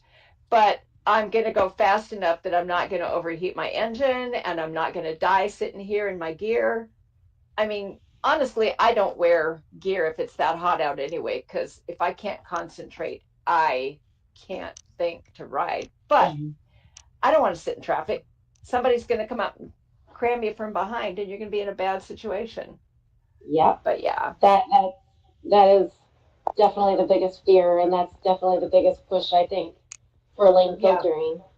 yeah. We've been doing a lot of work up here in Washington to try to get lane filtering. Good, Yeah. Some people do it anyway, and they're not helping the cause any because they're not being smart. right? Well, Yeah. I mean, I still see you guys, and I'm in Southern California, so everybody just drives like an asshole. Oh, yeah. And I see guys just, they're white lining and they're going like 90 and traffic's flowing at like 75. It's like, what are you Yeah. doing, man? Yeah, Like, Yeah. just chill out and just, I mean, like, hey, you do you, but it's Well, just, like, if I don't traffic get is it. doing 75 anyway, Why I'm do going you to go need to ahead do and it? stay in traffic. Yeah. But Yeah. I'm going to continue to look for where my out is if traffic stops. That's Yeah. not true, Lila. Yeah. I rode with Yeah. you. Yeah. yeah. It definitely depends on how the traffic's playing out. Because if you can get a nice little weave and just kind of weave in Yep. between Yeah. traffic, you're going a little bit faster, but you're not being a total Yeah. asshole. And Yeah. but yeah, there's Exactly. people who as fast as they can go, and all it takes is that one person to cross a double yellow without their blinker on. Yep. And it's game Yeah. over. And they do it with a passenger, and that's like I could never ride behind somebody. I have no trust and no Oh, faith, no. Never. just a Never. control freak in me. I rode behind my brother before he died. But we've been riding behind each other and swapping off since I was like 10. So it was not a problem. And he always figured if I was on the back of his bike, he could go play around with all the cute girls at the runs and stuff, but he didn't have to hang around with anybody when it was time to go home because, oh, my sister's riding with me. See ya. Well, he was a sailor, and you can always trust a sailor. They'll never get you Right. in trouble. So My family were all sailors. Yeah. Oh, no, Yep. no, I gave Gma crap. But we what was it when we were coming back from the airport? I think traffic was moving at like 80, and Yeah. so we were doing like 80, 85. I always like to go just a little Ish. bit faster Yeah. than traffic if it's Yeah. crowded. Because I want to Yeah. get around everybody. I don't want to go slower than Right. anybody because I'd rather be passing them than have them try to pass me. I want my bubble. I want my Yeah. bubble. Yeah. Yeah. I want to That's how we control my call it. bubble. Yeah. Well, if you get into generally traffic, there's like a big bunch of traffic, and then there's a bubble, and then there's another big bunch of traffic, and then there's a bubble. So you just have to gauge yourself to get between. And up here, we call that our bubble. And I don't like people fucking with my bubble.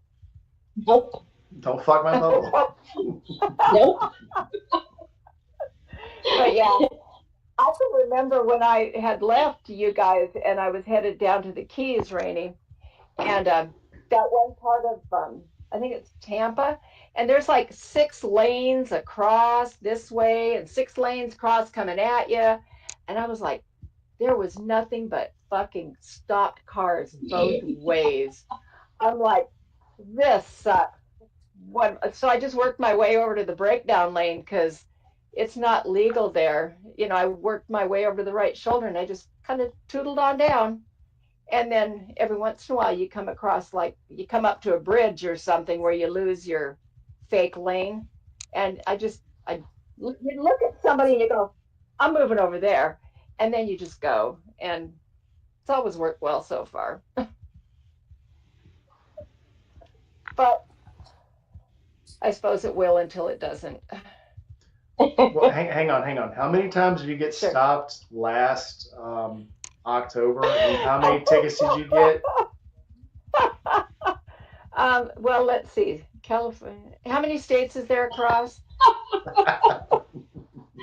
I got stopped 8 times.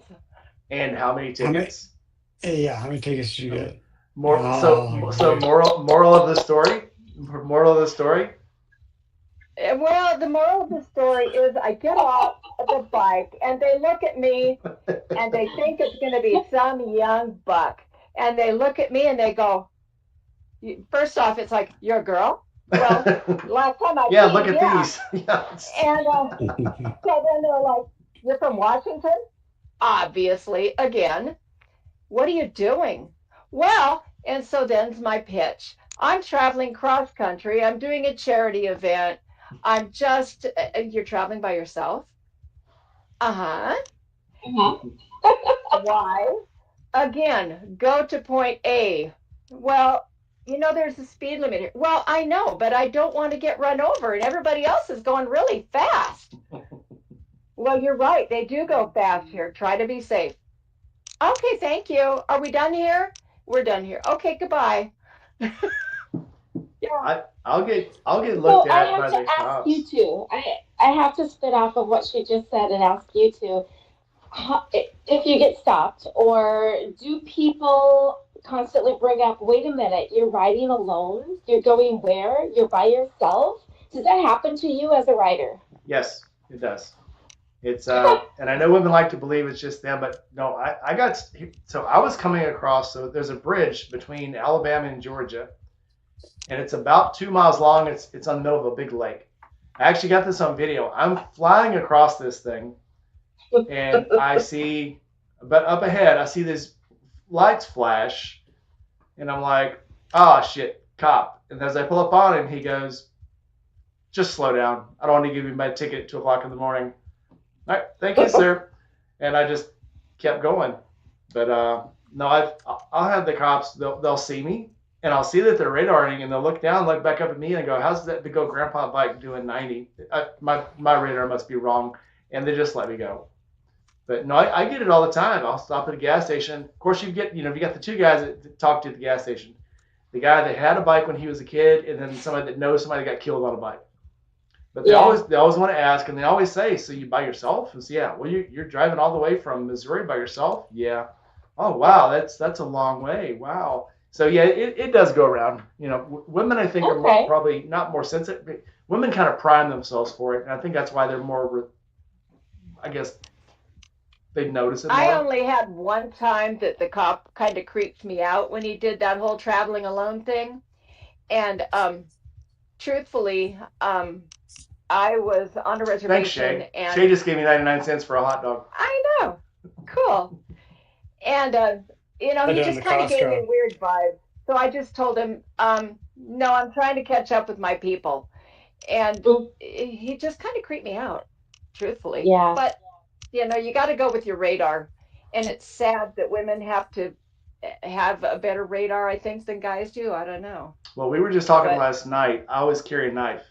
And if you carry a knife and you go to a gas station, people give you room. And the nice people want to come up and talk to you. Creepers, when they see you with that knife, they give you a whole lot of room. So you can almost. You just put it on your belt? Yeah. Yeah. Oh. Yep. And I was actually showing her. I still laying here from last night when I showed it to her. But that's what I'll carry either this one or I'll carry the other one whenever I go out. And it's always on my belt. And they're legal to carry. And that usually means And I also have the fanny pack, which I carry across the front, so people never know what's in the fanny pack. And it's got a wallet in it, some sunglasses, some chapstick, and some sun lotion, but they don't know that. Right. So they give you lots of room. Yeah, no, it's I mean, it's kind of habit for me just because I wear it because our warehouses are, an industrial complex, and sometimes we're there later at night, and we've had some odd things happen, so I just gotten into the habit of carrying it. I used to wear Keaton's K-bar, and that would just like dangle on the side on a bike. It was like a foot down. It was just this giant search and rescue knife. But no, I always carry something on my belt, always. You might Just use so, flips. I'm glad you like that knife. yeah, it's great.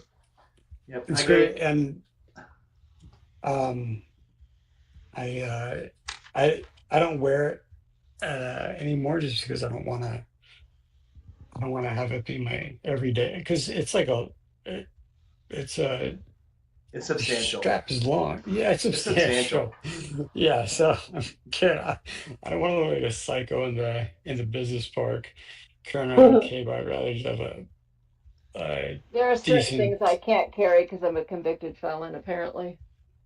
Really? You can carry a knife. You can carry a knife. Again, the Okay. bad attitude usually wins out. Now I'm not sure if you're being serious, and now I'm curious. Who, Gma? Yeah. Like, that cute face has a story behind it. I'm sure it does. Like, No, really, all I right. did. I worked at a psych facility here in Washington for 25 years. And when I left, I was in charge of the forensics unit, which we all know is where people go when they have been adjudicated guilty of a felony by reason of insanity. Yeah. So they used to try and play games on us, and you just have to have better game. So a tell. convicted felony. Not her. What? No. She She didn't. okay. She was just. No, they were convicted felons. Not I was in charge. She was the head felon. Yeah, I was. Well, because you said there's certain things you happens. can't carry because you're a convicted felon. Right. And I was This like, is what happens when you have really good attorneys. You do something, and then after a while, your attorney goes and gets all these things for you. There are still certain things I can't do, but I got to keep my job. So that answers the question. I got to keep my RN license, and eventually they forgot enough to put me in charge, and I was like, "You guys remember that thing I did, right?" And they were like, "What thing?" Yeah, we don't care. I was like, okay. Guy probably deserved it, or girl. No, we're putting the meanest person we can in with the felons. So no, we know what we're doing. I'm just gonna leave you wondering what I might have done. That's a story for a different feed. I think we talked about this like a week ago, didn't we, Gma? We did. Yep. You're my hero. Privately? Me and Gma talk a lot. Me and Gma have stories to tell, and they're awesome. So yeah. I'm really old, so I do have a lot of stories, and they're true. I don't think age is I don't think like age and convicted felonies are necessarily correlated, but I guess if you live long enough. But have you seen the movie Brothers with Peter Dinklage and Josh Brolin? Where their mother was a jewel thief and a bank robber and was in prison. It is too ridiculous. The mother is played by, I can't remember who played the mother, but it's some old lady, and she's a jewel thief and a felon, and everything's about stealing. It's a ridiculous movie. If you get a chance to watch it, watch it. It's freaking awesome. But yeah, old ladies are funny when they're felons. So Yeah, I feel anyway, like if it like I feel like by the time I'm 70, and this is actually Steph's idea, or maybe it was Lindsay's idea. I don't know, but I was like, that's not a bad idea. Like when you hit 70, let's rob a bank Yeah, just for the hell of it. Like, cause why right. not? Like, okay, you just send me to prison and like I'll be in the Life old in people prison is prison. not a big deal now at this point. Yeah, And it's like, okay, well, if they feed me, I don't have to worry about running a effing company anymore. but you don't get to ride And motorcycles. But it's I could just California, so sit. they're probably going to turn you loose anyways. That's Oh, yeah, that's exactly not for the right. next 4 years. I know. I It's was still going to apply California. for a presidential pardon just because. Oh yeah. Sanctuary For cities. being I awesome. don't know. It's something else. Uh, All right. So Well, when's Gma and Biker Girl gonna go for a ride together? I see this coming. Right? I'm heading that way. I'm thinking June, if not before, because it'll be hot by then. Yeah. Because I'm planning on heading over towards Louisiana and then looping up and through to see Biker Bay Beth and then coming across the top part because this is road trip year. Good. Gma. I'm hoping I'll have a bike by then. I'm going to go see Rainy too. Thank you very much. Yes. Oh, No I'm glad problem. you remembered me. Thanks a lot. No, really. I didn't think I needed to say. It's nice to hear. Okay. Aw. Yeah, I'm going to be bumming couch space all along the way, so consider you guys warned. Oh, Okay? we have a big bed for you, Okay. and we'll go. We'll yeah. do a ride. We'll do a ride through. Nice. We'll go down to Nice. we'll go down to the meadery. We'll get a charcuterie board. Not as good as Steph's, but we'll get a charcuterie. No, they have very good charcuterie and mead down there. So People will do anything to get me to go away. Do you get that drift? no, I don't want you to go away. I want you to come visit. I want you to come beat up my enemies. Yeah. I was actually like, wait, is she gonna come down for the weekend? I I mean, was that'd be, actually, yeah. but like, I mean, it's good that you didn't because Ask Rainey, like, he Yeah, you was needed to like, ride. Yeah. no, it was like I would there have was no felt time to bad ride. leaving you, but I would have. I know, yeah. We met I lots mean, of there interesting was, people, though. yeah, just I solidified some relationships which needed Good to be deal. solidified. I'm glad. Yeah, so there's some interesting things in the works and getting Yeah. to be part and Cool. Yeah. getting some instructors that are on not Harleys. A lot of them are on sport bikes and a lot of interest in general. So I think, and then there's the military, which may or may not happen, but we will see this coming year. Cool. Yeah, yeah. So it was well worth the trip, and I really, really, really appreciate Randy coming out and My pleasure. doing no riding and just waking up at 4 a.m. every day. I got to And I ride the still wish truck I could have stuff. come. Yeah. it was great, I though. am It pretty was bummed. great. We were Well, singing in the truck, screaming at an AI information ChatGPT, lady, ChatGPT. yeah.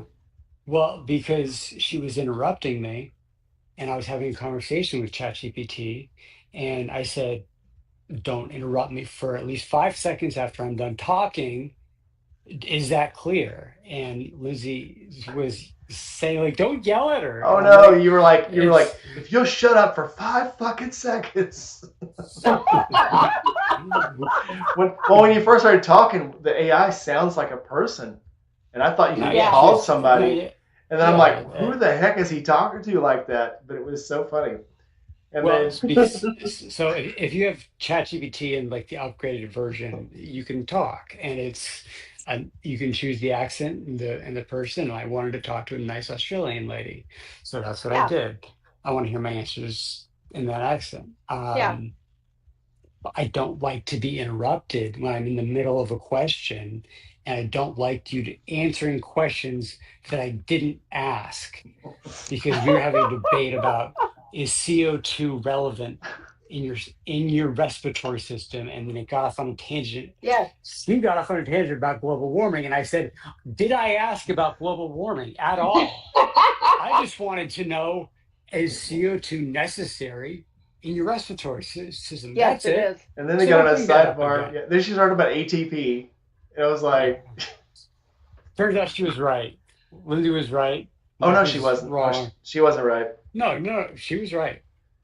Or at least the Australian chick said she was right. No, it's a byproduct of glucose, but it has to get out of your body. If you breathe too It's not a much, byproduct. It helps it break down the glucose. That's what we came down to. but no, So it is necessary. no. Lindsay's thing was if you breathe in more CO2, it's better for you, and it's not. It gives you just enough as you respirate to give you CO2. If you breathe in more than what your body actually is taking in, you'll start suffocating because CO2 is heavy. Well, yeah, but like the point is that like, and I don't want to get off on this topic about CO2 ask again. We're not ChatGPT. having this conversation. Yeah, it was a 2-hour ride. It was a fun 2-hour though. ride, It was fun. and of me basically screaming at, well, no, I didn't scream, but we were asking a lot of questions about CO2, and it was ridiculous. And then I just drove to LAX, and I said, Mike, thanks for coming along, and we did no riding, and thanks for.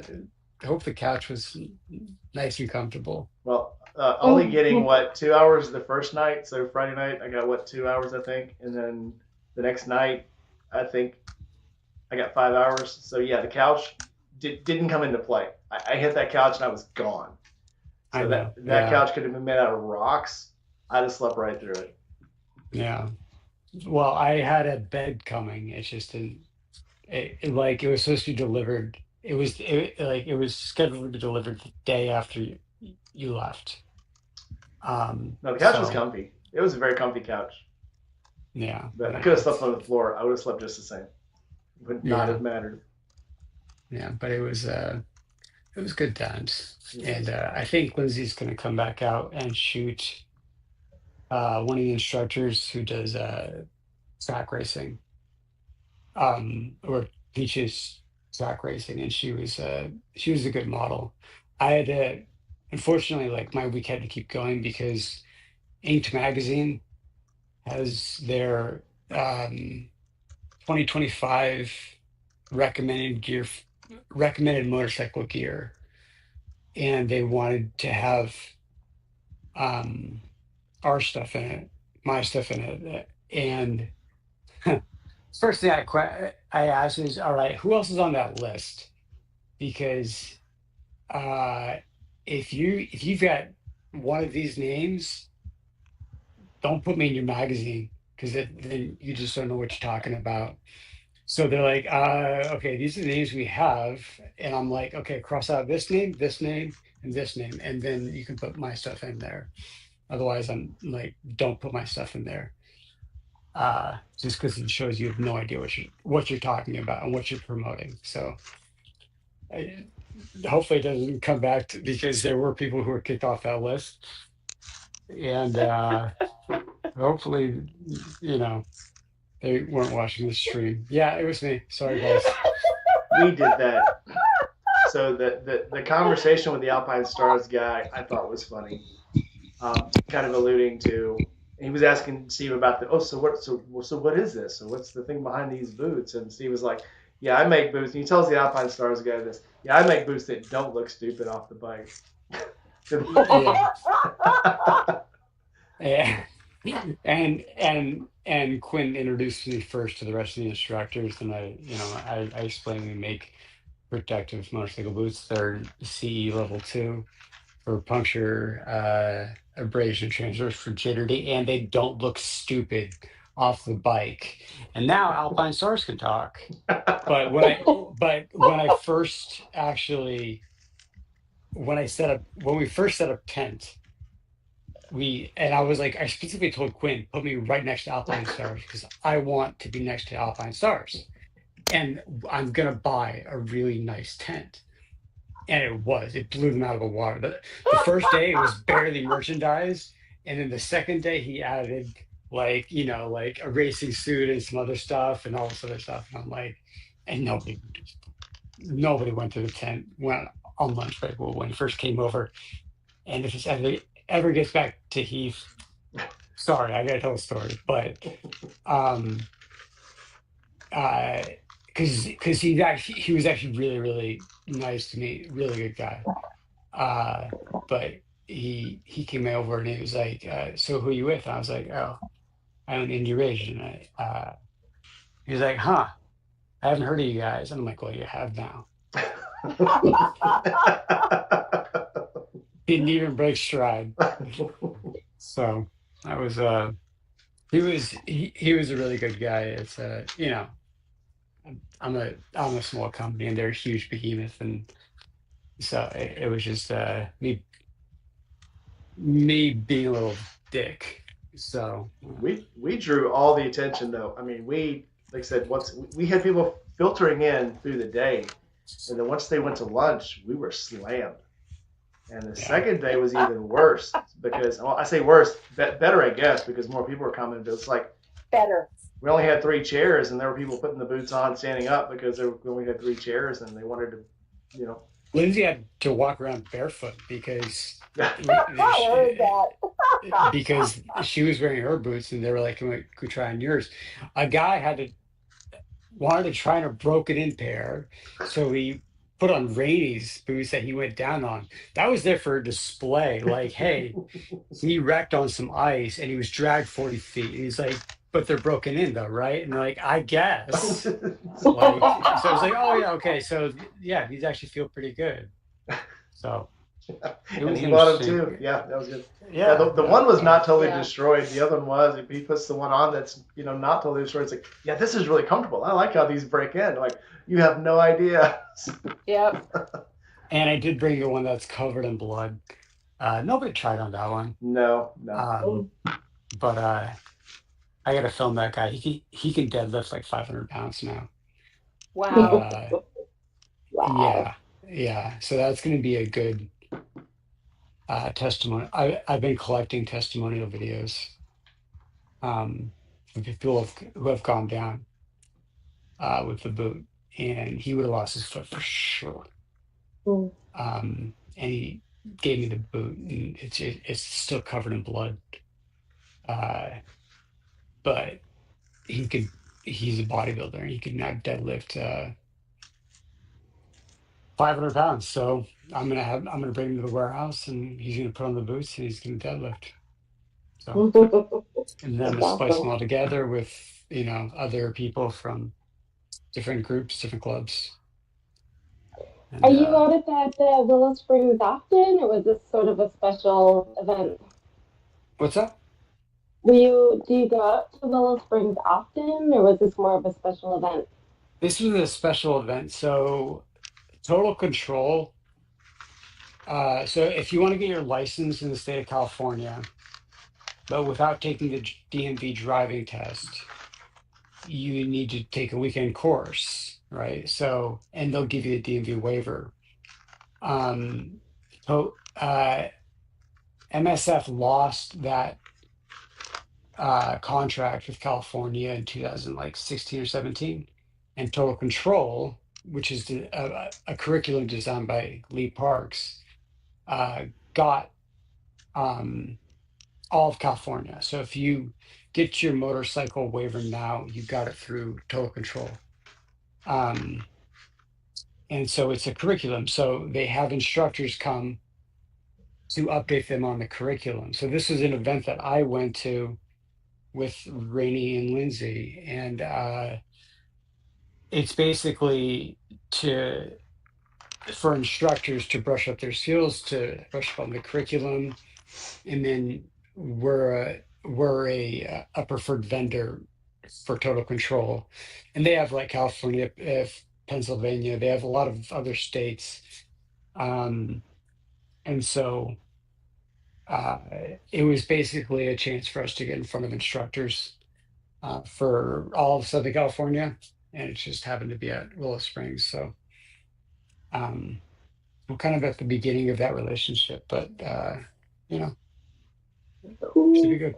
Yeah, couldn't hurt. Yeah, he was telling me about the total control, and I'm really glad to hear that because so many people don't get the training course due to the sheer cost of it. You know, it's out of control Yeah. everywhere. Well, not just Well, that, but a lot of the MSF instructors, like the last two classes I went to, they were like, "Hey, if you're interested in being an instructor, yeah, just acquire." And the guy's like, "Well, how long do yeah, you have to be, licensed?" "Oh, well, if you got your license, I mean, we can teach you what you need to know." And I'm like, "Really?" That's Yeah, yeah. like every no. MSF course you go to is different because they're just teaching you what they know. There's not a really structured course. There are Yeah. these booklets Well, they teach from, but it's just, and MSF is essentially a lobbying group. Yep. Um, like it sounds like, oh well, it's like a quasi-governmental like agency or something, but they're a lobbying group, and they've been around, and so everybody assumes it's the MSF course. I mean, that's just it's almost like Kleenex, like not tissue paper. It's like the MSF course. Um, but they are like they've made it seem like they're the governing body, and they're not, and their curriculum is really, really, really lax.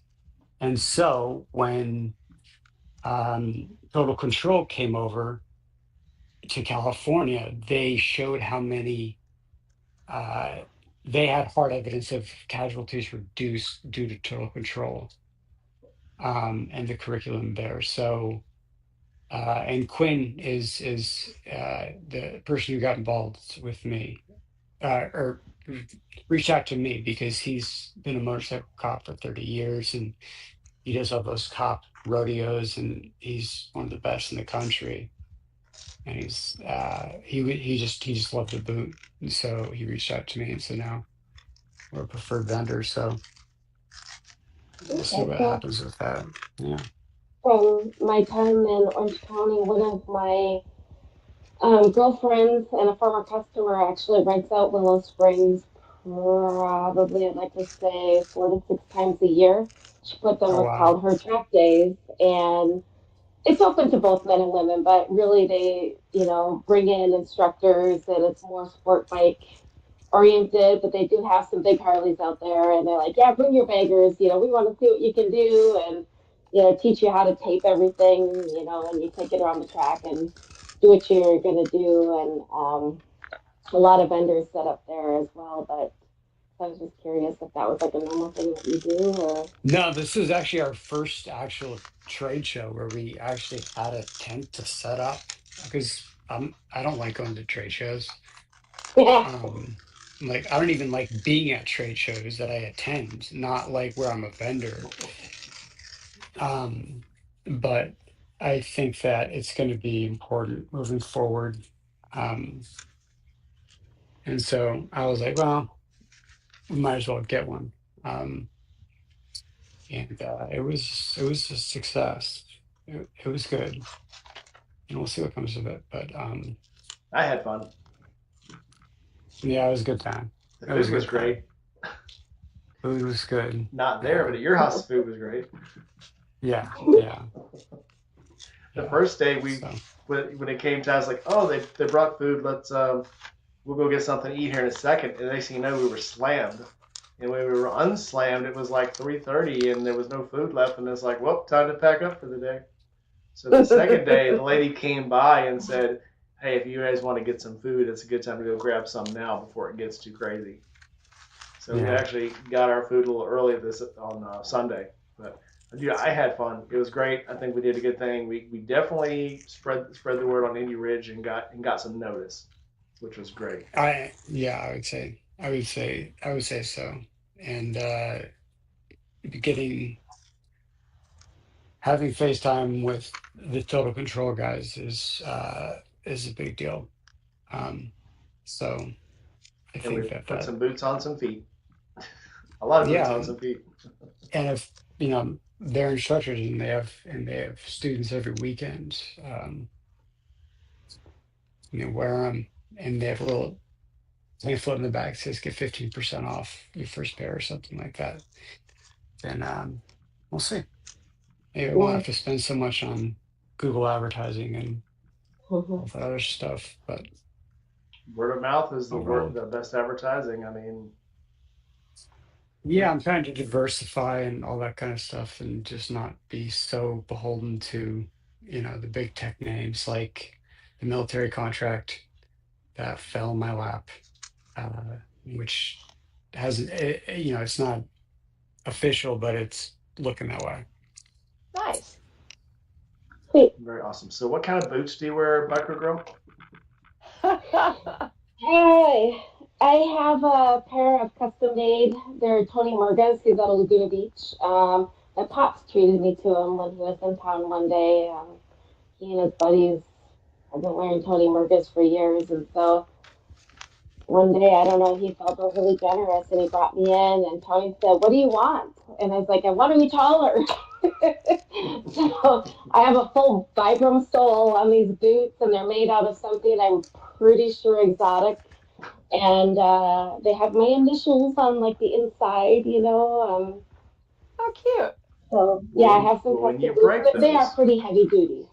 When you break Yeah. those, you can go to IndyRageUSA.com. I don't have to wait until I break them. I am a girl. Like, I like shoes. Enter the code. Rainy got wet again.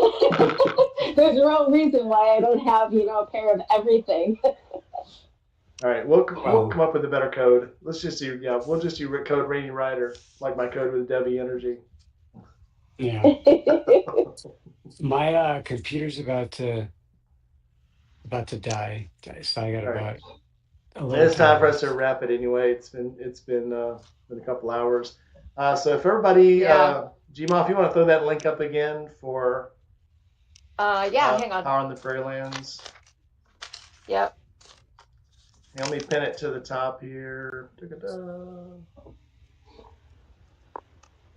And Steve, when I find out that they're having another track days over at Willow Springs, I'll just shoot it your way. Whether you want to maybe shoot out some flyers to them or maybe make some contact with my girlfriend. Yeah, absolutely. She's really good at networking, a really amazing person. Cool. Absolutely. All right, we've had a lot of fun here. Final thoughts. Who's got some final thoughts for me? Oh, I'll just say thanks for coming out. Go ahead, Steve. That was a really cool thing for you to do, and I know we didn't get to do some writing, and it was all work, and you flew out from work to sleep, to wake up at 4 a.m. to work, to do it again the next day, and then hop on a flight back to Mississippi, literally from Willow Springs. And just the fact that you came out, that was awesome. But I got a charcuterie board and some tacos, and Modelo's, and some Modelo's. You're a cheap date. I know. But no, keep coming you back. and Lindsay just were fantastic, and I couldn't have done it without you guys. So it was a lot of fun. Thank you. You are more than welcome anytime. Next time it happens, let me know. I'll be there. Yeah, we'll add a couple extra days on the front and the back end. Excellent. So, all right, Gma. Final thoughts? Final thoughts. I don't know. I don't have any. I'm all talked out. Can you believe it? No. I know, right? I'll think of something good in 5 minutes. I'll drop it in the next live stream. Drop it in the comments, yeah. All right, back to girl. Go with it. Final thoughts. You're stuck. That's all. That's all I got. All right, glad you didn't get beat up more than you did. Chat with you. You too. Let's absolutely ride. Yep. Gma, can you stay on a little bit afterwards? Sure can. Yep, we'll go ahead and wrap this. So, all right, everybody.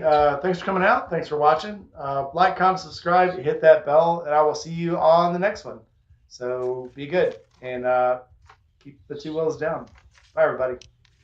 Bye, everybody. Bye, guys. Thank you.